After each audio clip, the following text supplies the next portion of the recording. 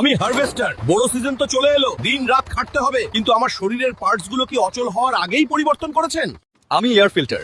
ধুলোবালি থেকে ইঞ্জিন বাঁচাতে প্রতি 400 ঘন্টায় আমাকে চেঞ্জ করতে ভুলবেন না।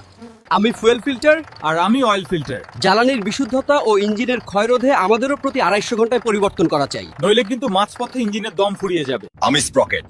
আমার দাঁত বা টিপ ক্ষয় হলে হারভেস্টারের ক্রাউলার ক্ষতিগ্রস্ত হয়ে কাজ বন্ধ হয়ে যাবে, তাই প্রতি 600 ঘন্টায় অবশ্যই আমাকে চেঞ্জ করুন।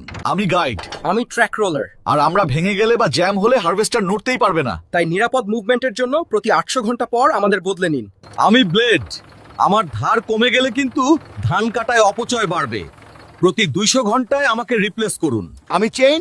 আমি ফিঙ্গার বেল্ট। জ্যাম মুক্ত ফিডিং চাইলে প্রতি 300 ও 400 ঘন্টায় বদলে নিন। অবহেলা করলে ভরা মৌসুমে হারভেস্টার অচল হয়ে পড়বে। আমরা সচল তো, আপনার বড় সিজন সফল।